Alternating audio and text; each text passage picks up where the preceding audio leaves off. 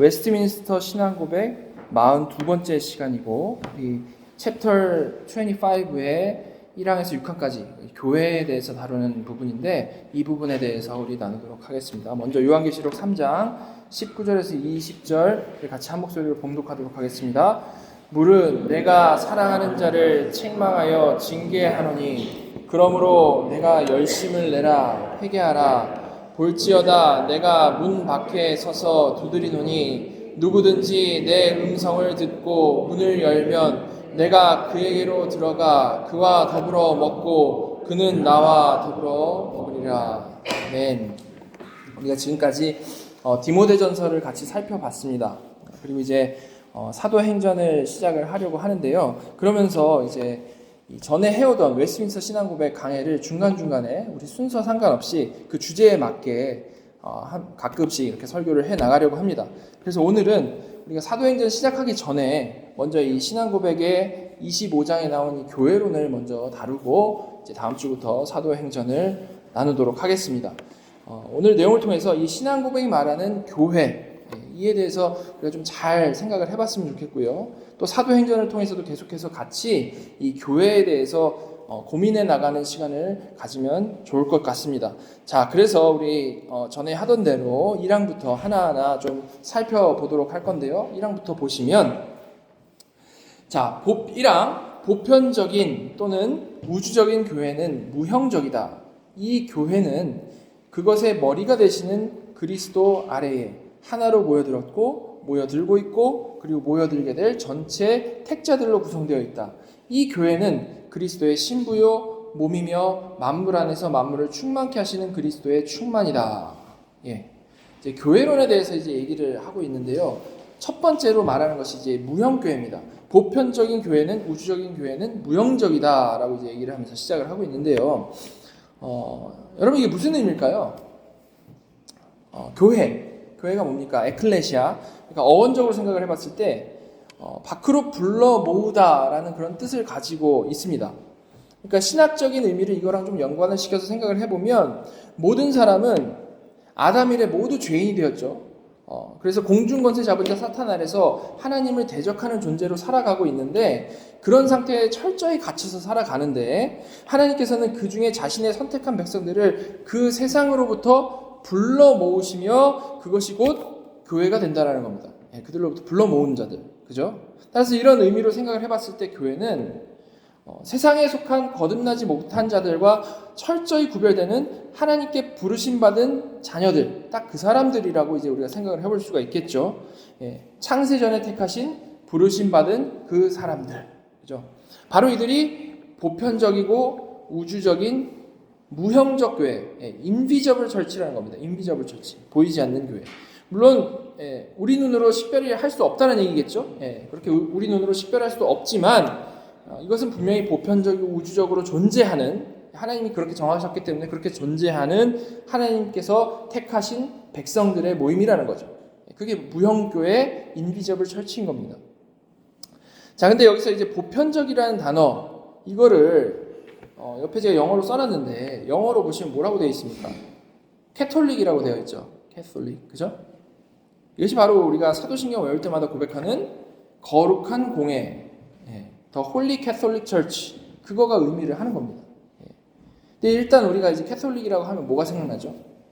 로만 캐톨릭, 천주교 생각나죠? 그래서 여기서 카톨릭이라는 말을 오해해가지고 사도신경을 비판하는 사람들도 있죠. 이 표현은 전혀 그런 얘기가 아니고요. 사도신경의 이 표현은 바로 이 거룩한 공회, 구별된 공적이고 보편적인 교회를 의미를 하는 겁니다. 즉 하나님께서 은혜로 불러낸 모든 자들, 그들을 의미하는 거죠. 거룩한 공회, 그죠? 바로 그런 의미에서 보편적이다라는 말을 하고 있는 겁니다. 따라서 이런 한 단어를 가지고 이 천주교와 연결시키는 것은 이제 외우기만 하고 그것에 대해서 우리가 좀 깊이 생각을 안 해본 그런 결과인 것이죠. 사실 우리가 이걸 조금만 들여다봐도 정확히 이 의미를 알 수가 있는데 하이델베르크 교리문답에서 이를 아주 정확히 설명을 하고 있습니다.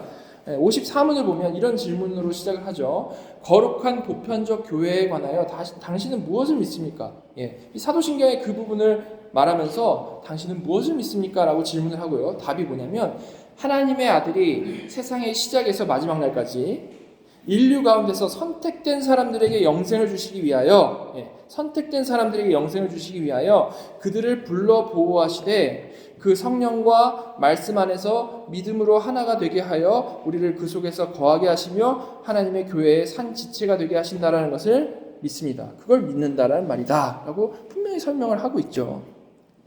여기서 카톨릭이라는 건요, 그래서 전혀 천주교를 말하는 게 아니고 말 그대로 거룩한 구별된 보편적인 교회, 즉 선택된 자들 전체를 말하는 그러한 표현이라는 것입니다. 자, 그래서 이 보편적이라는 의미 조금만 더 정리를 해보면 이건 일단 지역적으로 보편적임을 말을 하는 겁니다. 지역적으로 하나님께서 구약 시대에는 주로 이제 유대 땅에서만 자신의 백성들을 부르셨죠. 이는 단지 예표적으로 보여주기 위해서 그런 정하신 바운더리였었는데요. 창세전에 선택한 자들을 사실 전체를 말을 하는 거니까 당연히 이것은 예표인 것이고 유대 땅에만 한정될 수는 없는 거겠죠. 궁극적으로는. 그래서 주님께서는 이 예표적인 기준을 깨시고 주님께서는 직접 뭐라고 말씀하셨습니까? 온 천하에 다니며 만민에게 복음을 전파하라 라고 말씀을 하셨습니다. 대상이 전 지구적이고 보편적이라는 것을 우리가 알 수 있는 것이죠. 자, 그리고 시간적으로도 이건 보편적입니다. 창조주이신 하나님께서는 과거부터 현재까지 모든 사람들 가운데서 자기의 선택된 백성들을 부르셨습니다. 알파 오메가이신 하나님께서 창세부터 종말까지 한치의 오차도 없이 완벽하게 구원해 내시는 것이죠. 거기에는 물론 인종이나 성별 등 어떠한 차별도 없는 겁니다. 자, 이렇게 보편적이라는 말은 전 공간적, 전 시간적이라는 의미로서의 보편적이다라는 그런 의미가 들어있는 것이죠.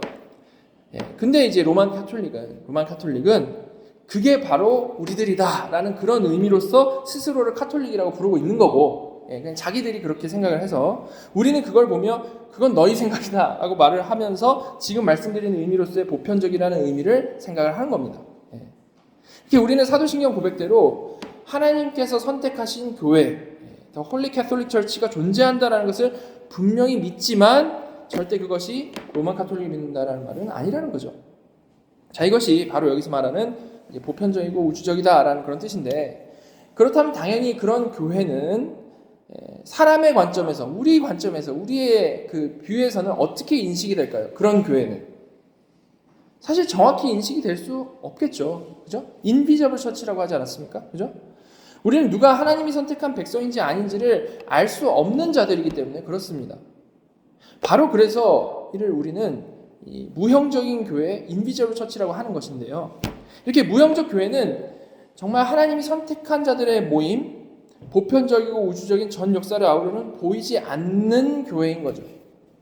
하나님이 분명히 아시는 그 교회, 그러나 우리는 볼 수 없는 그 교회인 겁니다.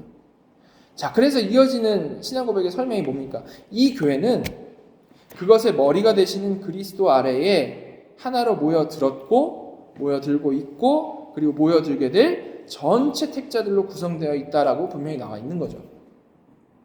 이렇게 무형적 교회는요, 교회의 머리 되시는 그리스도를 중심으로 그와 연합되었고 연합되게 될 택자 전체를 말을 하고 있다는 겁니다. 바로 이런 무형교회, 정말 선택받은 하나님의 백성에 대해서 성경은 다양하게 여러 가지로 표현을 하고 있죠. 이를 신앙고백은 요약을 하기를 어떻게 요약하냐면, 이 교회는 그리스도의 신부고 몸이고 만물 안에서 만물을 충만케 하시는 그리스도의 충만이다라고 말씀을 하고 있는 겁니다. 따라서 우리가 이제 일생에서 경험해온 이 교회들, 코너스톤 장로교회 여러 가지 교회가 있죠. 그런 교회들은 무형교회는 아니죠. 그죠? 무형적 교회가 분명히 그 존재하고 교회 다니는 그 사람들 사이에 분명히 섞여 있지만 이는 정말 인비저블한 겁니다. 우리는 볼 수 없는, 한계가 있는 인간으로서는 정확히 알 수 없는 감추어져 있는 교회인 거죠. 따라서 우리는 하나님의 선택을 믿고 선택한 자를 분명히 구원하시는 하나님이심을 믿기 때문에 무형적 교회가 있다라는 사실, 절대 변하지 않는 그 교회가 있다라는 사실을 확신하지만, 우리가 지금까지 경험해온 교회는 그와 정확히 일치하는 것은 아니다라는 것을 이제 이해를 할 수가 있는 거죠. 우리 시선과 하나님 시선이 다르기 때문에. 자, 그럼 우리가 지금까지 경험해온 교회, 이건 뭐겠습니까? 이에 대해서 이제 2항부터 쭉 설명을 해 나가는 겁니다. 2항 보시면 유형교회는 복음 아래서 또한 보편적이고 우주적이다. 이전 율법 시대에서처럼 한 국가에만 제한되어 있지 않다. 이 유형교회는 세상 도처에 참 종교를 신봉하는 모든 사람들과 그의 자녀들로 구성되어 있다. 그리고 이 교회는 주 예수 그리스도의 나라요 하나님의 집이고 가족이다. 교회 밖에서는 구원의 통상적인 가능성이 존재하지 않는다. 자, 먼저 신앙 고백은 유형교회는 복음 아래서 또한 보편적이고 우주적이다. 이전의 율법 시대처럼 구약처럼 한 국가에만 제한되어 있지 않다라고 분명히 얘기를 하고 있습니다. 이 유형교회라는 것은 이제 비저블 처치인 거죠. 반대로 인비저블 처치가 아니라 비저블 처치인데, 즉 이 땅에 세워진 우리 눈에 보이는 교회들을 말을 하는 겁니다. 신앙 고백은 이 유형교회 또한 근데 무형교회와 마찬가지로 또한 보편적이고 우주적이다라고 말을 하고 있는 거죠.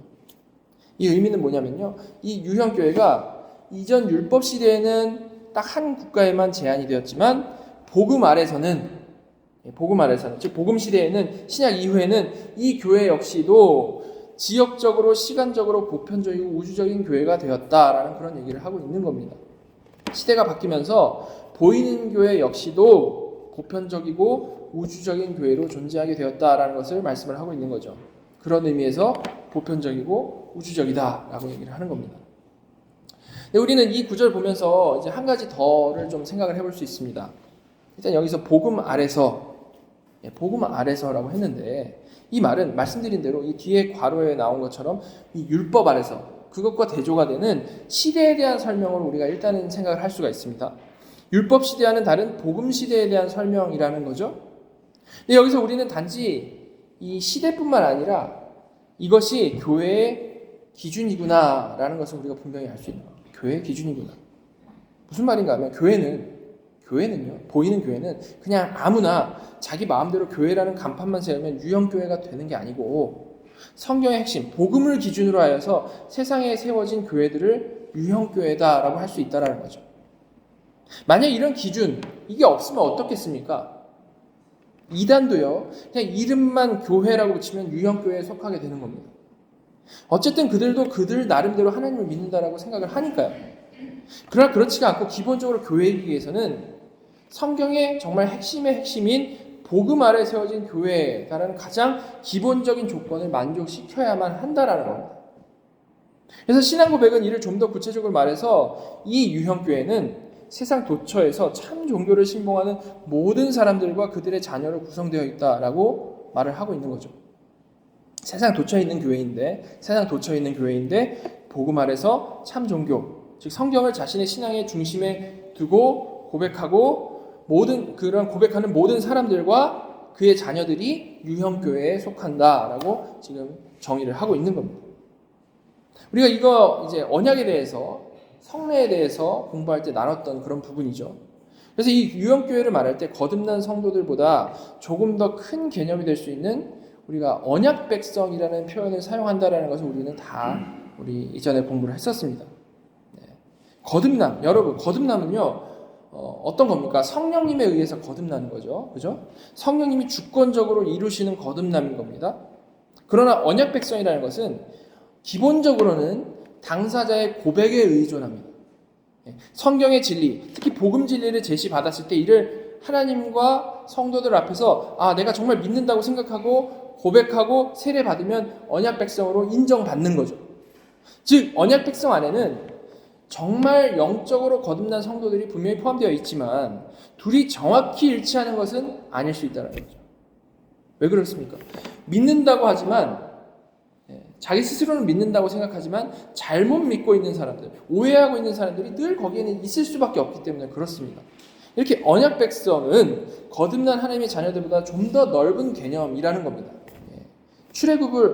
하나님께서 출애굽시키셔서 다 출애굽을 했지만 그 안에, 그 언약 백성 안에는 정말로 하나님 나라에 들어가는 거듭난 사람들이 있었음 반면 그러지 못한 사람이 있었던 것과 마찬가지라는 거죠. 아무튼 이런 교회 공동체 안에서 신앙을 고백한 언약 백성들로 구성된 교회가 보이는 교회, 유형 교회다라는 겁니다. 그렇기 때문에 당연히 유형 교회에는 당연히 언제나 알곡과 가라지가 공존할 수밖에 없겠죠. 그죠? 거듭난 백성보다 더 큰 바운더리니까. 그죠? 무형교회는 완벽히 퓨어한 거지만 유형교회는 언제나 그 안에 섞여 있을 수밖에 없다는 겁니다. 우리가 보는 교회가 다 그렇지 않습니까? 교회 다 다닌다고 해가지고 다 구원받는 거 아니잖아요. 그 안에는 언제나 섞여 있을 수밖에 없는 겁니다. 여러분, 그런데 우리가 이를 정말로 좀 잘 생각하고 이해해야 되는데요. 왜냐하면 우리는 많은 부분 참된 진리를 추구하고 지켜나가는 것, 너무 중요한 건데 그거를 집중한 나머지 이런 유형교회의 범위가 있다는 것을 인정을 하지를 않고 어떻게든 이 유형교회를 무형교회와 일치시키려는 강박을 가지고 있기 때문입니다. 여러분, 기본적으로 우리가 자신을 돌아보면서 나의 신앙을 점검하고 바르게 나아가고자 하는 열심이 있는 것, 이건 정말로 참 좋은 거죠. 그리고 그 가운데 깨달은 귀한 진리가 있죠. 그런 귀한 진리를 서로 나누거나 아직 못 깨달은 사람에게 나누는 것, 정말로 중요하고 너무나도 좋은 겁니다.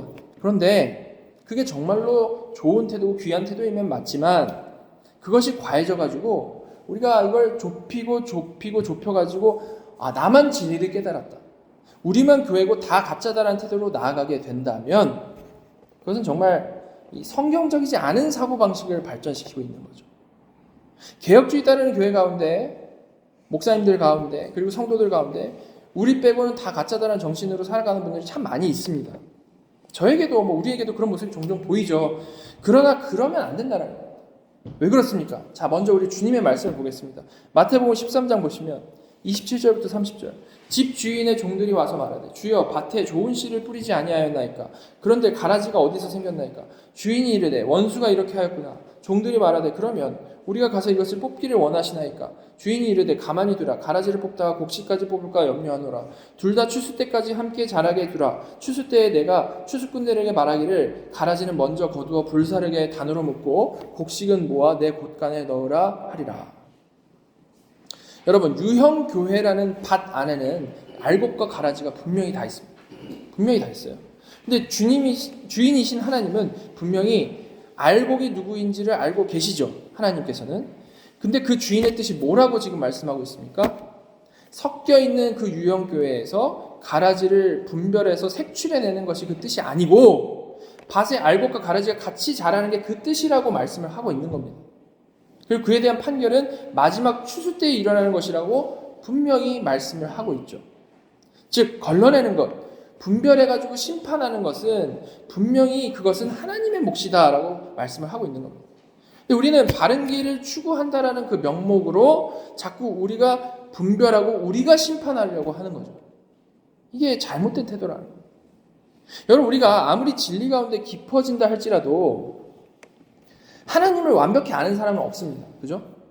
완벽히 아는 거 둘째치고 성경에 나온 만큼도 제대로 아는 사람은 없죠. 즉 사람이 믿는 거는 그 누구나 완벽하지 않은 상태로 믿는 것이고 그래서 그 깊이가 천차만별일 수밖에 없습니다. 일단 우리는 이거를 인정을 해야 되는 거죠. 내가 깨달은 게 내가 깨달은 깊이가 다가 아니다라는 전제가 항상 있어야 되는 겁니다. 그런데 그런 우리에게 하나님께서는 정말 불행이 아니고 너무 다행히도 섞여있는 유형교회를 인정해 주신 거죠. 여러분, 이게 왜 다행일까요? 왜 다행일까요? 만약 하나님께서 우리에게 최대한 분별해가지고 조금이라도 아니면 다 쳐내라, 최대한 무형교회 수준으로 교회를 만들어내라 라고 우리에게 사명을 주셨다라고 생각을 해봅시다. 그렇다면 우리는 말씀드린 대로 그 누구도 완벽히 성경을 다 이해할 수 없고 누구나 삶이나 신학에서 부족한 부분이 있을 수밖에 없기 때문에 서로 각자 자기 수준, 각자 자기의 분별력을 가지고 상대방을 쳐내는 것으로 우리 평생을 그걸로 채우게 될 것이기 때문입니다. 그렇지 않겠습니까?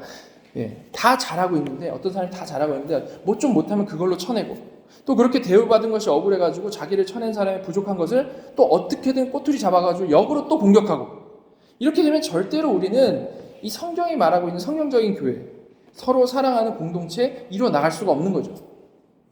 반대로 어떨까요? 그런 교회는 평생 서로 눈치 보며 평생 서로 칼을 겨누며 그리고 남들 앞에서는 자기가 그러지 못하는 부분을 가리면서 가식으로 무장하면서 살아가는 것이 우리의 신앙생활이 될 수밖에 없는 겁니다. 한 번이라도 걸리면 큰일 나니까. 그죠? 여러분, 그런데 너무 다행히도 하나님께서 우리에게 원하시는 건 그런 모습이 아니라는 겁니다. 절대 하나님이 주신 분별력으로 걸르고 걸러내가지고 무형교회 방불한 유형교회를 만드는 것이 하나님의 뜻이 아니고요. 오히려 그 하나님이 주신 분별력으로 우리는 바른 진리를 갈수록 더 분명히 알아가지고 더 온전히 알아가지고 그 분별력과 그 바른 지식으로 거기에 못 미치는 사람들에게 전하고 설명하고 인도하고 오래 참고 용서하고 사랑하는 것이 사명이라는 거예요. 죄인 색출이 사명이 아니고 사랑으로 인도하는 것이 사명이라는 거죠. 근데 우리 죄성은 사람들에게 긍휼한 마음으로 복음을 어떻게든 인내하며 전하는 것보다는 너와 나 사이에 선을 딱 긋고 정죄를 하고 반대로 나는 맞는 쪽에 서 있다는 안정감을 챙기기를 너무 좋아한다는 거예요. 물론 그건 전혀 성경적인 태도가 아니죠. 사실 우리가 맞아봤자 얼마나 많이 맞겠습니까? 그리고 이게 근본적으로만 생각을 해봐도요. 여러분, 내가 머리로 깨달은 것이 정말로 나 맞습니까? 머리로 깨달은 게 정말 내 수준입니까? 전혀 그렇지 않죠. 그럼에도 불구하고 많은 사람들은 그렇게 신랄하게 칼을 겨누는 게 진리를 수호하는 것을 완전히 착각을 해가지고 서로 죽이는 신앙생활을 하고 있는 겁니다. 여러분, 우리의 분별력은요, 그렇게 갈라치기 하고 걸러내서 궁지에 몰아가지고 죽이기 위한 게 아니고 살리기 위한 것이면 언제나 절대로 잊으면 안 되는 거죠. 자, 근데 이런 기본적인 마음을 우리가 분명히 고수하면서도 동시에 우리가 또한 분명히 기억해야 하는 사실은 지금 제가 강조하는 것이 이래도 저래도 다 받아주자라는 말을 하는 것은 절대 아니다라는 겁니다. 우리는 분명히 성경을 기준으로 무엇이 가장 성경적인지 그걸 생각하면서 갈수록 온전한 분별력을 가져야 하는 것이 맞습니다. 그리고 그 성경적 진리에서 벗어난 내용이 선포되고 있을 때는 철저히 거기에 금을 그어야 맞죠. 그거 하지 말자라는 얘기가 아닙니다. 그런데 이런 신학적인 분별력, 뭐가 더 성경적인지를 분별하고 추구하자라는 그 말을 오해해가지고 많은 사람들이 어떻게 합니까? 그 분별력으로 사람을 걸러내는데 자기 마음대로 사용을 하는 거죠. 제가 말하는 것은 바로 그런 태도가 문제라는 겁니다. 왜냐하면 말씀드린 대로 사람은 언제나 다 부족하고 한 명도 빼지 않고 다 부족하고 다 완성형 아니고 각자의 깨달음과 마음은 늘 차이가 있고 자라나는 어딘가 어느 지점에 살아가고 있기 때문에 그렇죠. 다시 말해서 절대 성경적으로 맞는 것을 끊임없이 분별하고 추구하자, 바른 진리가 온전히 드러나도록 정말로 노력하자라는 너무 귀한 그 말을 지금 현재 맞지 않는 사람들을 재해내자, 쳐내자, 색출하자라는 말로 오해하면 안 된다는 거예요. 이거 우리가 정말로 이 미묘한 차이를 잘 알고 정말 조심해야 되는 건데요. 왜냐하면 우리의 죄성은 그렇게 진리를 우리가 뒤집어 쓰고도 죄성이 발휘가 돼가지고 조금이라도 내가 더 깨달으면 그렇지 못한 사람을 정죄하고 비웃고 나의 의를 드러내고 싶어하는 것이 우리 죄성이기 때문에 그렇습니다. 우리는 그런 태도가 절대 진리를 수호하는 게 아니고 죄를 짓는 것이라는 것을 기억을 해야 되는 거죠. 다시 말씀드리지만 교회는 절대 서로 죽이는 장소가 아니고 살리는 장소입니다. 살리는 장소. 우리는 살리기 위해서 바른 진리를 알아가는 거죠. 더 바른 진리를 알아서 따라오는 사람들을 더 살리기 위해서 가는 거지, 더 바른 진리를 알아가지고 못 따라오는 사람들을 끊어내기 위해서 공부를 하는 게 아닙니다. 요한계시록에 보면 이런 개념 우리가 좀 더 분명히 생각을 해볼 수가 있는데요. 주님께서 계시록 앞부분의 교회들 어떻게 대하시죠? 잘하는 교회 칭찬하시고 못하는 교회 책망하십니다. 일단 칭찬과 책망이 있다. 칭찬과 책망이 있다는 것은 무엇을 의미할까요? 주님이 원하시는 분명한 기준, 이상적인 기준이 분명히 있다라는 거죠. 기준이 있으니까 칭찬하시고 책망하시겠죠. 그죠? 절대 이래도 흥 저래도 흥이라는 게 아니라는 겁니다. 분명한 기준에 맞춰서 칭찬하고 책망하십니다. 그러나 그럼에도 불구하고 동시에 우리는 주님께서 이 라오디게아 교회 같은 교회도 여전히 교회라고 부르시며 바뀌기를 바라셨다는 것을 잊지 말자라는 거죠. 주께서 라오디게아 교회에게 뭐라고 하셨습니까? 3장 19절 20절 무릇 내가 사랑하는 자를 책망하여 징계하노니 그러므로 내가 열심을 내라 회개하라 볼지어다 내가 문 밖에 서서 두드리노니 누구든지 내 음성을 듣고 문을 열면 내가 그에게로 들어와 그와 더불어 먹고 그는 나와 더불어 먹으리라. 책망하신 그 교회에게 사랑하는 자를 책망하여 징계한다라고 말씀하셨고 열심을 내라 회개하라라고 하셨죠. 그죠? 그리고 우리가 너무 잘 아는 20절 말씀, 볼지어다 내가 문 밖에 서서 두드리노니 누구든지 내 음성 듣고 문을 열면 내가 그에게로 들어가 그와 더불어 먹고 그는 나와 더불어 먹으리라 라는 이 말씀을 주신 겁니다. 이거 절대 전도하는 얘기가 아니고 이미 교회인 자들에게 돌이키라고 자꾸 해서 부르시는 말씀인 거죠. 그죠? 즉 복음 아래 세워진 교회가 지금 설령 좀 잘못 가고 있다 하더라도 최후의 심판 전까지는 분명히 너무나도 정확히 죽이는 목적이 아니라 살리는 목적으로 주님께서는 대하고 있는 거죠. 우리는 이걸 기억하면서 분명히 우리는 성경적으로 바른 신학을 추구하고 잘못된 생각, 잘못된 신학은 비판하고 그 신학 자체는 비판하고 바로 잡되 개별 사람을 향해서는 그 우리가 깨달은 지혜와 분별력으로 죽이는 게 아니라 어떻게든 사랑으로 인내하며 용서하며 살리는데 그들을 바른 길로 이끄는데 사용해야 된다는 거예요. 뭐가 더 성경지를 논하고 분별하는 것과 사람에게 적용하는 것은 그 기본 자세가 근본적으로 다르다는 거죠. 우리는 이거를 잊지를 말아야 되는 겁니다. 자, 이어지는 신앙 고백을 다시 보시면요. 그리고 이 교회는 주 예수 그리스도의 나라요 하나님의 집이고 가족이다. 그렇게 말을 하고 있습니다. 어떻습니까? 절대 교회를 판결의 장소, 심판의 장소로 묘사를 하지 않고 주 예수 그리스도의 나라요 하나님의 집이고 가족이다라고 생각을 하고 대해야 한다라는 것을 말씀을 하고 있죠. 예. 여러분 가족이 아무리 형편없어도 연을 끊는 것은 하나님의 뜻이 절대 아닙니다. 그죠? 그와 마찬가지로 형편없어 보이는 신학으로 무장한 사람, 교회일지라도 어떤 사람이 우리 교회에 왔는데 진짜 말도 안 되는 소리를 막 하고 있다 할지라도 스스로 복음을 믿는다고 고백하고 교회에 속해 있다라면 그 핵심을 인정하는 사람이라면 그들을 비판하고 조롱하고 끊는 것이 하나님의 뜻이 아니라는 거죠. 복음을 깨달은 성도의 마음과 삶의 모습이 어떠해야 하는가 우리가 이걸 통해서 분명히 이해를 할 수가 있는 겁니다. 절대 심판자가 아니라 가족으로서 오래 참고 인내하고 용서하고 사랑하는 것이 하나님의 언약 백성이 이 땅을 살아가는 모습이라는 것이죠. 그러니까 이를 이루어가시는 성령님의 열매가 무엇입니까? 성령님의 열매가 분별해서 끊어내는 게 아니고 사랑과 희락과 화평과 오래 참음과 자비와 양선과 충성과 온유와 절제인 겁니다. 성령의 열매가. 성령 충만한 성도는 깨달은 진리로 사람을 살리는 인생을 살지 죽이고 잘라내는 인생을 살지 않는다는 거죠. 자, 그리고 그런 성령의 열매를 통해서 관계 가운데 사람이 진정으로 변화되는 것이기 때문에 신앙고백은 이어서 이렇게 말하죠. 교회 밖에서는 구원의 통상적인 가능성이 존재하지 않는다. 여러분 물론 교회 밖에서도 구원이 가능하긴 합니다. 하나님의 주권 아래 교회가 없는 곳에도 어떻게든 복음이 선포돼서 예수 믿게 하시는 것이 하나님의 능력이죠. 그죠? 그러나 지금 신앙고백에 나온 대로 통상적으로는 교회 밖에서 구원을 기대할 수가 없다라는 겁니다.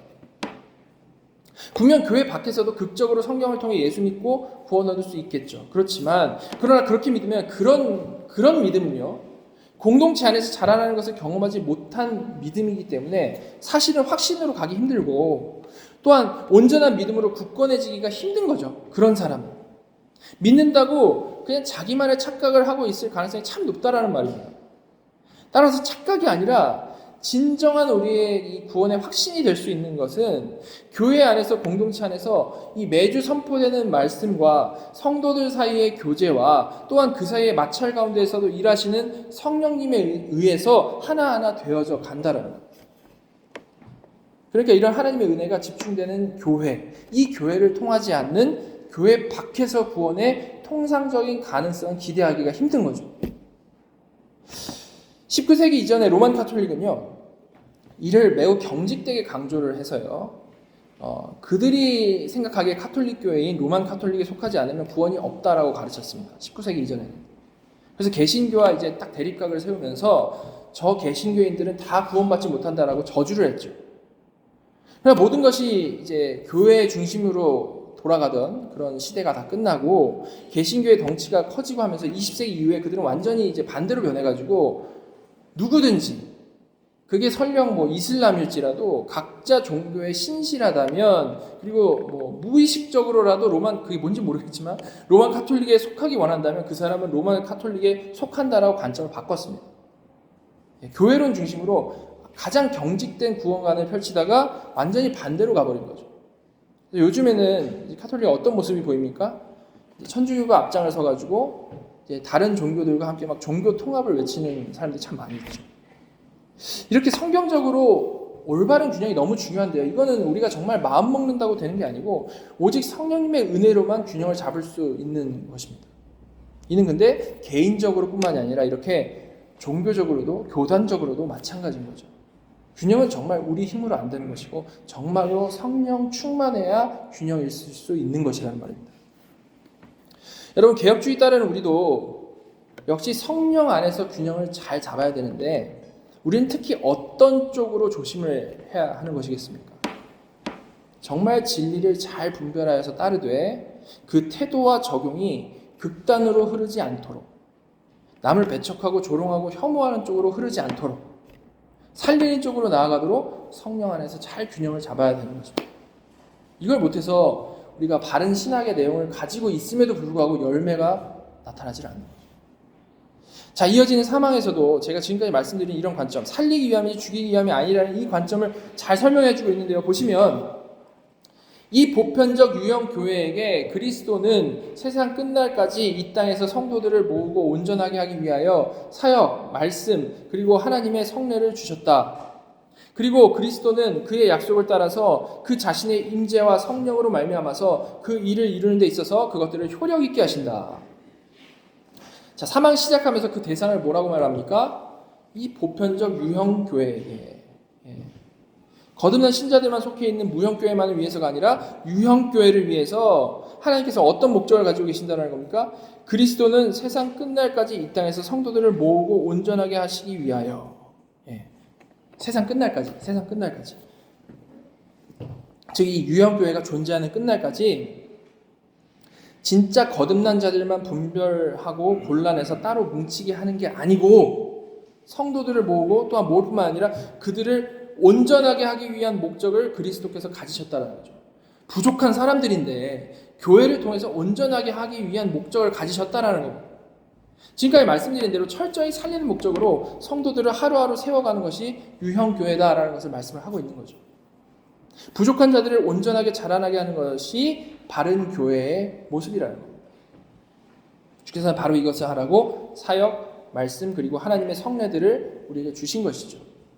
그리고 그냥 그런 은혜의 수단들을 주셨을 뿐만 아니라 그 자신의 임재와 성령으로 말미암아 이걸 효력 있게 하심으로, 진짜로 작동되게 하심으로 부족한 자들을 온전하게 이 교회를 통해서 세우신다라는 것입니다.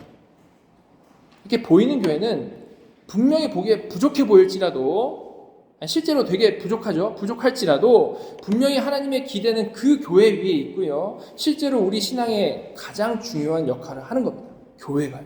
교회. 자, 그래서 어거스틴은 뭐라고 말했습니까? 교회를 어머니로 갖는 것을 거부하는 자는 하나님을 아버지로 가질 수 없다. 이제 이해가 되시죠? 이 칼빈도 자신의 갈라디아서 주석에서 이렇게 말했습니다. 교회의 아들이 되기를 거절하는 자는 하나님을 아버지로 가지는 데에 헛된 열망 가운데 있는 것이다. 왜냐하면 교회의 사역을 통하여서만 우리는 하나님에게서 태어나고 유년기, 청년기의 여러 단계들을 통하여 성장하며 성년이 될 때까지 자라나기 때문이다. 이렇게 하나님을 아버지로 둔 사람에게 보이는 교회는 분명히 어머니의 역할을 하는 겁니다. 여러분, 이거 생각해 볼 때 요즘 가나안 성도들 안 나가죠? 안 나가는, 교회 안 나가서 가나안 성도인데 교회는 안 나가고 영상으로 예배를 대체하고 그러면서 스스로 신앙생활 잘하고 있다라고 말하는 사람들이 얼마나 잘못된 길로 가고 있는 것인지를 우리는 분명히 알 수 있는 겁니다. 절대 그래서는 온전한 신앙생활을 할 수가 없는 거죠. 집안에 앉아서 말씀만 듣고 있으면 자기가 되게 많이 깨달은 것 같이 느껴지지만 사람들 사이에 오면 내 실체가 드러나기 때문에 우리는 그 가운데 잘하는 것이지 그렇게 가난한 성도는 잘할 수가 없는 거예요. 근데 그럼에도 불구하고 오히려 이걸 기회 삼아서 온라인 교회를 만드는 교회들이 있는데 이거 정말 안타까운 일이지 않을 수 없습니다. 그거 잘못이죠. 그래서 우리도 팬데믹 기간 동안 이후부터 계속해서 이 줌을 서비스를 제공을 해왔는데 이제 더 이상은 하지 않으려고 합니다.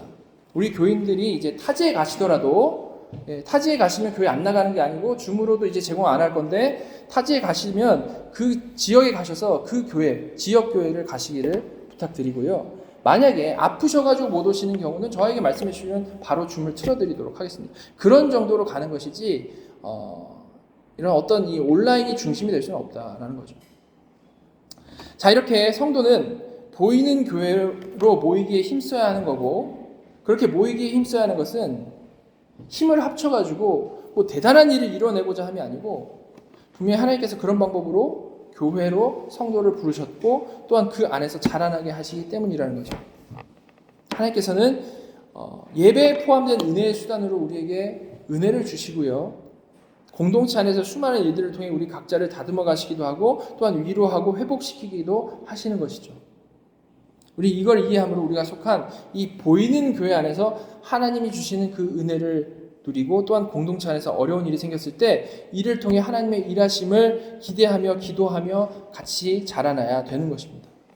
물론 아무리 거듭났더라도 죄 많은 사람들이 전혀 이렇게 관계없는 사람들과 한 공동체를 이루며 살아간다는 것은 정말 힘든 일이죠. 그렇지 않겠습니까? 우리 사랑한다는 가족끼리도 힘든 부분이 많이 있을 수밖에 없는데 전혀 상관없는 사람들끼리 힘들 수밖에 없는 겁니다. 그러나 하나님께서는 이를 원하시고 또한 이 힘든 일이 가능하도록 하기 위해서 이를 이뤄나갈 방식 역시도 정해주신 거죠. 그게 바로 이제 직분인 건데요. 에베소서 4장 11절 12절에서는 그것에 대해서 이렇게 얘기를 하고 있죠. 그가 어떤 사람은 사도로, 어떤 사람은 선지자로, 어떤 사람은 복음 전한 자로, 어떤 사람은 목사와 교사로 삼으셨으니 이는 성도를 온전하게 하여 봉사일을 하게 하며 그리스도의 몸을 세우려 하심이라. 예. 이렇게 하나님은 직분자를 주셔가지고 알곡과 가라지가 섞여 있을 수밖에 없는 유형교회가 끝까지 유지되고 자라날 수 있게 해주시는 겁니다. 이것이 정말 너무 중요한데 우리 교회는 아직 이게 갖춰지질 않아서 지금까지 같이 디모데전서도 공부한 거고요. 직분자 세우기 위해서 같이 기도하고 준비하고 있는 것이죠. 앞으로 이렇게 중요한 직분자가 온전히 세워질 수 있도록 계속해서 기도해 주시기 바랍니다. 자, 사항 보시면 이 보편교회는 때로는 더 잘 보였고 때로는 잘 안 보였다. 그리고 보편교회 지체들인 특정의 교회들은 얼마나 순수하게 복음의 교리를 가르치고 받아들이는가, 얼마나 순수하게 규례들을 집행하는가, 얼마나 순수하게 공예배를 드리는가에 따라서 더 순수하기도 하고 덜 순수하기도 하다. 네, 이 보편교회는 때로는 더 잘 보였고 때로는 잘 안 보였다. 지금까지 말씀드린 대로 교회는 하나님이 선택하신 자들인 무형교회와 우리 눈에 보이는 유형교회로 나뉘어진다고 했는데 지금 이 사항에서는요, 지금 이 보편교회라고 말을 하는데 이게 뭐냐면 지금 계속해서 이어서 얘기를 하고 있는 보이는 교회, 유형교회에 대한 얘기를 하는 겁니다. 유형교회가 시대에 따라서 더 잘 보이던 때가 있었고 더 잘 보이지 않았던 때가 있다라고 지금 말씀을 하고 있는 거죠. 물론 보이지 않는 교회, 무형교회는 언제나 하나님의 주권 아래서 언제나 하나님이 정한 만큼 유지되고 있는 것이지만 보이는 교회, 유형교회는 이 시대에 따라서 그리고 하나님의 뜻 안에서 세상 가운데 드러나는 정도가 다르다라는 겁니다. 그리고 전체적으로 봐도 그렇지만 개별 교회적으로 봐도 신앙 고백에 나온 대로 얼마나 순수하게 복음의 교리를 가르치고 받아들이는가, 얼마나 순수하게 규례들을 집행하는가, 얼마나 순수하게 공예배를 드리는가에 따라 더 순수하기도 하고 덜 순수하기도 하다. 예. 즉 보이는 교회, 유형교회가 정말 성경적으로 복음 잘 전하고 또한 하나님이 명령하신 대로 성례들을 잘 따르는지, 그리고 성경에 나온 대로 예배의 규범에 따라 예배하는지에 따라서 그 개별 교회의 순수성이 판가름되게 된다는 겁니다. 그렇게 다름이 있다는 거죠. 좀 전에 말씀드린 내용과 연관시켜서 우리가 좀 말씀을 드려보면 보이는 교회, 이 유형교회는 그 안에 알곡과 가라지가 언제나 있다라고 했는데요. 그리고 섞여 있으니까 당연히 알곡이 더 많고 그 알곡들에게 영향력이 있으면 그 교회는 어떻겠습니까?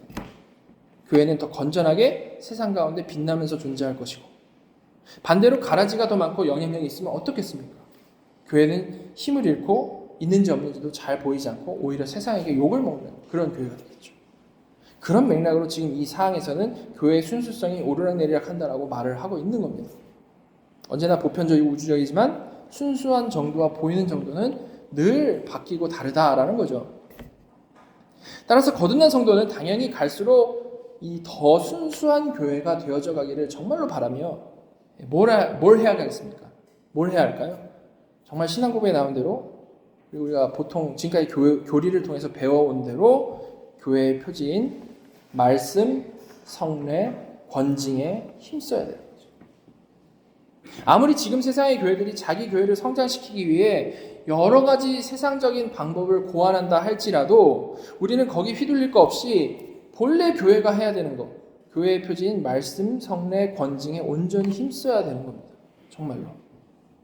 자, 그래서 먼저 순수한 교회가 되기를 사모하는 진정한 성도는 다른 어떤 게 아니라 이 말씀, 순수하게 복음의 교리를 가르치고 또한 받아들이는데 최선을 다해야만 하는 겁니다. 언제나 말씀이 가장 먼저죠. 가장 핵심이고요. 그죠? 이를 위하여 전하는 자는요, 어떻게 해야겠습니까? 더 바르고 더 온전한 말씀을 전하도록 노력을 해야겠죠.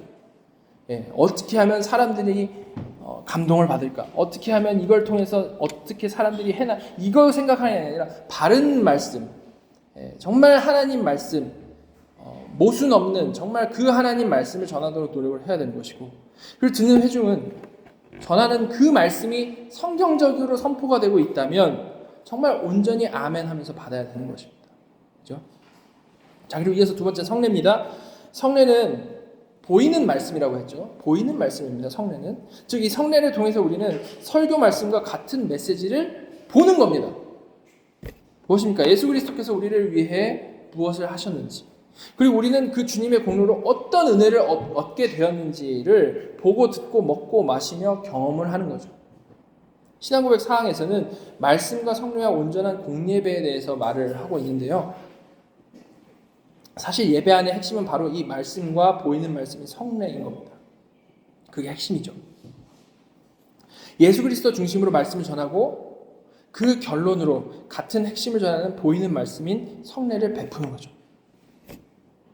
우리는 언제나 모자라지만 언제나 예수 그리스도의 공로에 의지해서 예배에 나오고 그 예배에서 우리를 부르신 하나님께 그리스도 중심적인 신앙을 고백하고 예수 이름으로 기도하고 또한 그리스도의 행하신 일과 그 은혜를 찬양하는 겁니다. 그리고 나서 그리스도 중심적인 말씀을 듣고 그렇게 지금까지 고백하고 기도하고 찬양하고 말씀으로 들은 그 모든 내용의 핵심을 성찬을 통해서 보고 듣고 먹고 마시는 거죠. 다 이루신 그리스도와 연합했다라는 의미를 그렇게 다시 한번 확인을 하는 겁니다. 부족한 우리가 얼마나 놀라운 은혜를 입은 자들인지를 다시 한번 그 성찬을 통해서 확인을 하는 거죠. 이렇게 삼위일체 하나님께 드리는 예배는 언제나 그리스도 중심적이어야 하고 보이는 말씀은 듣는 말씀과 언제나 동일하게 역시 예수 그리스도 중심적이어야만 하는 것입니다. 자, 그리고 이에 더하여 교회의 표지로 보통 권징을 넣습니다. 권징. 대부분 권징이라고 하면 어떻습니까? 부담스러운 마음이 가장 크죠. 그죠? 부담스러운 마음. 그래서 이 시대 교회들은 이를 그냥 없는 것처럼 생각을 합니다. 우리 신학 공부할 때만 말씀, 성례, 권징 얘기하고 권징을 하는 교회는 없죠. 이 권징은 사실 너무나도 중요한 겁니다.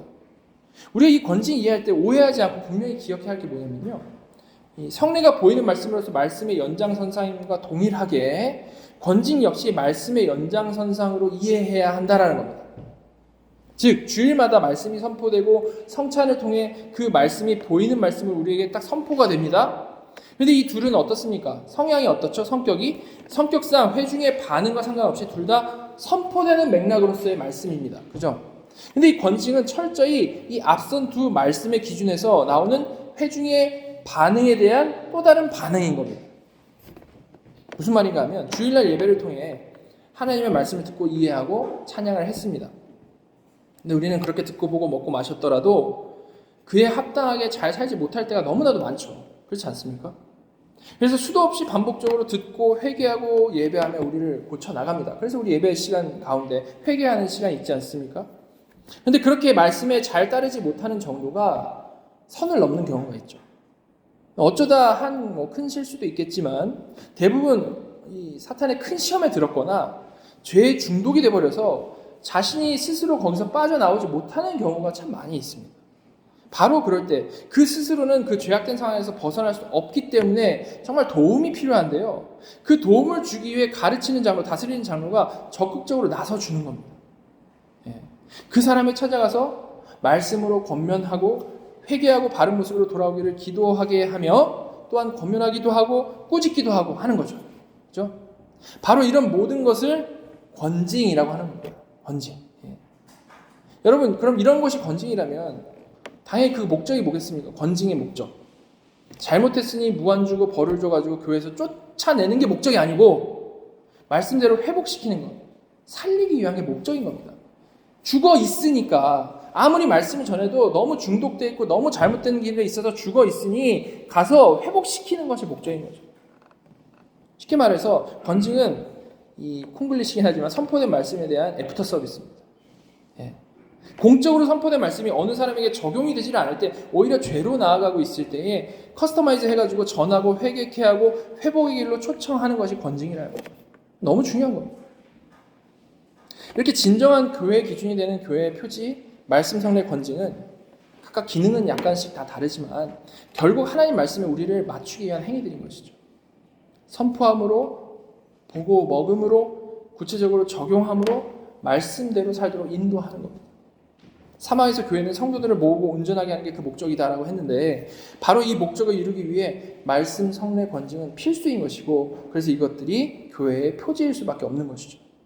교회는 사람을 살리는 공간이기 때문에. 자, 5항입니다. 하늘 아래 가장 순수한 교회들도 혼합과 오류 아래 있다. 그리고 어떤 교회들은 극히 타락하여 그리스도의 교회가 아니라 사탄의 회당들이 되기도 한다. 그럼에도 불구하고 지상에는 하나님의 뜻을 따라서 하나님에게 예배하는 교회가 항상 존재할 것이다. 이 5항은 우리가 앞선 2항을 통해 살펴보면 생각했던 내용인데요. 다시 한번 말씀드리지만 정말 우리는 이 보이는 교회가 아무리 순수한 교회가 된다 할지라도 그 안에는 혼합과 오류가 있다는 것을 인정해야 됩니다. 즉 조금 더 깨달은 나는 선이고 그렇지 못한 저들은 악이다라는 구도는 일단 우리에게서 매우 위험한 생각이라는 거죠. 우리는 늘 살리는 쪽으로 바라보고 기도하고 행해야 되는 거예요. 동시에 복음을 인정하는 교회로 시작했으나 타락해가지고 결국 지금은 그 근본적인 복음마저도 부정하는 사탄의 회인 곳도 있다는 사실 역시도 분명히 우리는 기억을 해야 되는 겁니다. 가장 근본적인 복음마저 부정하는.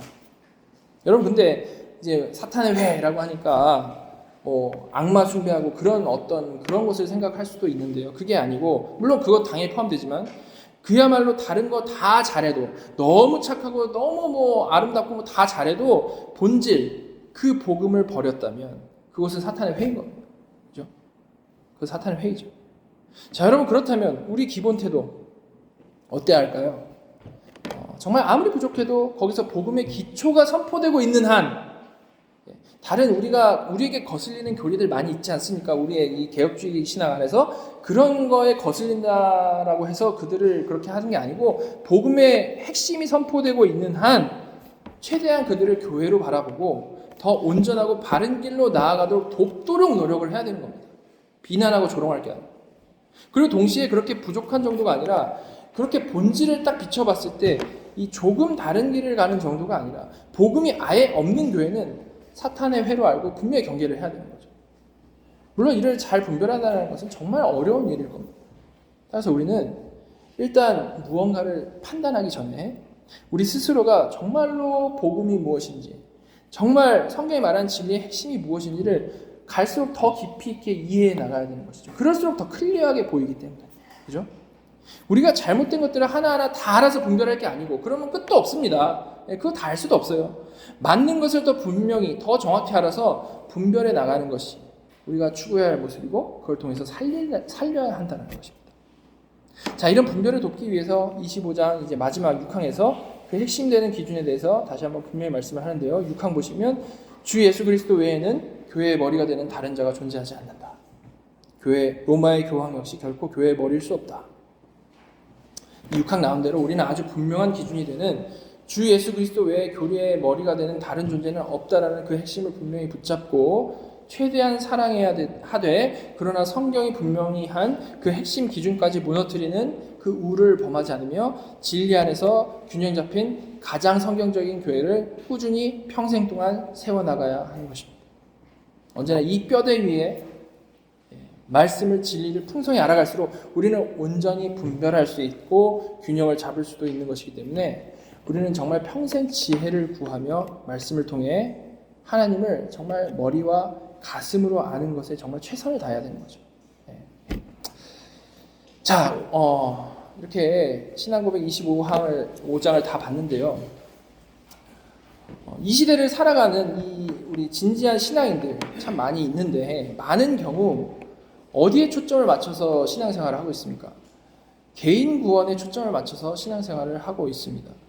내가 정말 구원받기 위해서는 어떻게 해야 하는가, 이거를 생각을 하면서 예수 그리스도를 이제 진정으로 믿어야 한다는 것에 대해서 생각하고 또한 참된 믿음과 확신에 대해서 고민하면서 신앙생활을 해오고 있죠. 이거 정말 너무나도 귀한 모습이고 고민 없이 신앙생활을 하는 사람들이 정말로 본받아야 할 모습이면 틀림없습니다. 이런 모습을 가진 사람들마저 참 드문 세상이죠. 그런데 이런 고민만을 신앙생활에 거의 전부로 놓는 문화가 생겨버리다 보니까 어떤 오해가 생길까요? 신앙을 어떤 한 점으로 생각하는 오해가 생기는 겁니다. 한 점. 무슨 말입니까? 어떤 한 시점에 중요한 진리를 내가 제대로 깨달으면, 그리고 그 중요한 진리를 제대로 경험하면, 제대로 믿으면 나는 통과했다, 구원받았다 라는 것을 우리 신앙을 딱 그것만으로, 그 영역만으로 딱 축소를 하는 거죠. 그것이 마치 전부인 것처럼, 우리 신앙의 전부인 것처럼 생각을 하는 겁니다. 물론 온전한 믿음으로 영단번에 의롭다함 받는 것 맞고요. 너무나도 중요하고 우리 신앙의 핵심이 되는 부분이죠. 핵심이 되는 부분입니다. 그러나 우리 신앙생활은 그런 한 점을 통과했느냐 아니냐에서 절대 끝날 수가 없다라는 겁니다. 핵심은 맞으나 거기서 끝날 수가 없다는 거죠. 그렇게 우리 신앙을 어떤 한 점으로 생각하는 자세는 절대 이게 올바른 자세일 수가 없다는 겁니다. 그럼 뭐가 맞는 자세일까요? 오늘 살펴본 대로 하나님이 계획하신 우리 구원의 플랜은요, 예수 그리스도의 신부이고 몸이고 충만함인 이 교회 가운데 있습니다. 교회. 즉 절대 그냥 한 명 한 명이 한 점을 통과했는지 안 했는지 그것만 관심을 두는 게 우리의 신앙생활일 수 없고, 언약 백성의 모임인 그 보이는 교회를 중심으로 그 안에서 생기는 그 관계 아래서 각 개인들을 부르시고 거듭나게 하시고 믿게 하시고 믿음으로 하루하루 살아가게 하시는 것, 다듬어 가시고 살리시는 것이 구원이라는 거죠. 근데 마치 어떤 집에, 제가 예를 들어보면 어떤 집에 입양되어 온 아이가 있는데 그 아이에게 절대 입양되었다라는 그 사실만 중요할 수 없는 것과 마찬가지인 겁니다. 만약에 입양된 아이가 딱 입양되고 나서 방치되어 버렸다면, 아무리 그 아이가 법적으로 좋은 가정에 입양되었다 할지라도 그 아이의 이 땅에서의 삶은 그 아이에게 절대 구원이 될 수가 없는 겁니다. 뭐가 중요하겠습니까? 중요한 것은 입양된 아이가 그 가정에서, 그 좋은 가정에서 하루하루 적응하고 부모의 돌봄 아래 하루하루 커 나가는 게 중요하겠죠. 그것이 그 아이의 실제적이고 경험적인 구원이라는 겁니다. 이렇게 우리의 이 땅에서의 구원은 오늘 살펴본 대로 이 철저히 예수 그리스도의 나라이고 하나님의 집과 가족이 되는 이 교회 안에서 세우신 직분자들, 직원들을 통해 말씀, 성례, 권징으로 양육되어져 가는 삶인 것입니다. 절대 한 점을 통과하면 끝인 게 우리 구원이거나 늘 그 한 점만 반복적으로 주일날 와가지고 확인하는 것이 우리의 구원일 수가 없고, 그 점들로 매일 매순간을 살아가는 각 개인들의 그 선들이 모여가지고 다 같이 면을 이루고 깊어지는 것이 바로 하나님이 교회를 중심으로 계획하신 우리 구원의 풍성함인 것이죠. 그냥 내가 몇 월 며칠 몇 시에 영접기도 했습니다, 요것만 확인하고 맨날 거기로 돌아가서 그것만 만지고 오는 게 아니라는 겁니다. 그러나 이 시대 사람들 어떻습니까? 개인주의가 너무 자연스럽고 익숙하기 때문에 구원을 추구한다라고 하면서도 그렇게 선을 살아가려고 하지 않습니다. 양육되어지려고 하지 않고요. 그냥 처음부터 끝까지 내가 영단번에 의롭다함 받았는지 아닌지 그것만 확인하고 끝나려는 경향이 그 안에 늘 숨어 있는 겁니다. 구원은 받고 싶은데 조금도 내가 깎이기는 싫은 거죠. 그래서 공동체 회피하고 부대낌을 회피하고 그런 부담이 전혀 없는 대형교회에 들어가가지고 숨는 겁니다. 아무런 섬김 없이, 아무런 사귐 없이 주일날 말씀을 통해서 소위 은혜 받는 것, 그 은혜가 뭔지 모르겠지만 소위 그 은혜 받는 것으로 그 자신의 구원의 점을 한 번씩 터치하고만 오려고 하는 것이죠. 여러분, 분명 나의 구원이 중요하고 내가 은혜 받는 건 너무나도 중요합니다. 그런데 그런 개인적 유익을 추구하면서도 죄 많은 나의 모습이 하나님이 원해 가시는 그 모습대로 변해갈 의지는 없다, 이것은 거부한다, 이걸 회피한다라는 거예요. 순종할 마음이 없다라는 거는요, 사실 그게 어떤 모습입니까? 그것은 사실 끝까지 이기적인 모습, 여전히 나만 사랑해서 종교적인 살 길을 찾고 있는 모습인 것이지 절대 하나님을 인격적으로 사랑하는 모습이 아닌 겁니다. 그렇지 않겠습니까? 정말 거듭나서 정말 하나님께 감사하고 하나님을 정말로 사랑하는 자라면 당연히 그 사랑하는 하나님 뜻대로 살려고 몸부림치는 것이 정상이겠죠. 사랑하니까. 그러나 그렇지가 않고 늘 내 유익만을 위해서 계산을 하고 있으니까 그런 식의 신앙의 모습, 변해가는 건 싫고 은혜는 받고 싶어하는 그런 식의 신앙의 모습이 나오는 겁니다. 진정으로 거듭나 하나님을 사랑하는 자녀들, 진정으로 양자된 은혜에 감사하는 자녀들은요, 이 하나님이 계획하신 구원의 방식, 교회 안에서 자라나는 방식 아래 하루하루 최선을 순종하며 깎여 나가야 맞는 것이죠.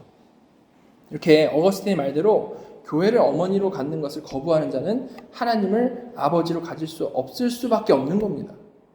정말 거듭난 성도, 정말 양자된 성도는요, 교회라는 어머니 품 안에서 말씀 아래 격려도 받고 말씀 아래 권징도 받으면서 매일매일 자라나야 마땅한 것이고, 그것이 바로 우리가 동행하신 하나님 임마누엘을 누리는 복된 삶의 모습이라는 겁니다. 여러분, 보이는 교회에 어떤 마음으로 참여하고 계십니까? 어떤 마음으로 참여하고 계십니까? 우리는 우리가 어려서부터 자연스럽게 배워온 이 철저히 개인주의적인 신앙생활의 모습에서 벗어나서 더 적극적으로 예수 그리스도를 머리로 한 이 복음 아래 순수하게 세워져가는 교회를 세워나가기 위해서, 그리고 그 안에서 진정으로 자라나기 위해서 최선을 다해야 할 것입니다. 그리고 그렇게 하나님께서 정하신 방식 아래서 우리가 순종하면서 나아갈 때에 그때 우리는 더 깊고 온전한 은혜를 경험하게 되고, 그냥 감정적으로 잠깐 느끼는 은혜가 아니라 정말 더 깊고 온전한 은혜를 경험하게 되고, 더 진실되게 하나님을 사랑하며 그 사랑 풍성히 누릴 수 있게 되는 거죠. 우리 모두가 앞으로 이 나의 굳어진 습관, 나의 굳어진 생활 패턴에서 벗어나서 정말 교회 안에서 같이 깎여지고 같이 다듬어지고 자라나는 복된 성도가 되기를 간절히 소망합니다. 이를 통해서 예수 그리스도를 그냥 피상적으로 머리로만, 논리로만 알던 것에서 벗어나서 날마다 구원을 더욱 생생히, 더욱 풍성히 누려가는 저와 여러분 되기를 간절히 소망합니다. 같이 기도하겠습니다. 하나님, 오늘 교회에 대해서 듣게 하여 주심에 감사드립니다. 저희가 더 이상 우리의 신앙을 지극히 개인적인 관점, 내가 은혜 받고 말고의 관점으로만 바라보지 않게 하시고, 하나님이 계획하시고 제공하신 교회 안에서 구원의 현재를 살아가는 그 관점으로 바라보도록 저희의 뿌리 있게 박힌 이 사고방식을 성경적으로 바꿔 주시옵소서. 그래서 저희가 속해 있는 이 땅 위에 보이는 교회, 이 코너스톤 장로교회 안에서 말씀, 성례, 권징으로 자라나게 하셔서 우리 각자를 다듬고 깎아주시며 이미온 하의 나라를 점점 더 풍성히 누리며 살아가도록 인도하여 주시옵소서.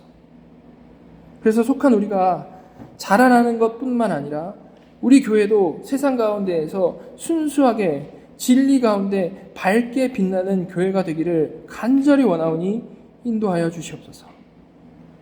우리 교회를 통해 우리의 머리이신 예수 그리스도만 온전히 드러나기를 간절히 원하오며, 이 모든 말씀 살아계셔서 우리의 예배를 받으시는 우리 구주 예수 그리스도의 이름으로 감사하며 기도드렸습니다. 네.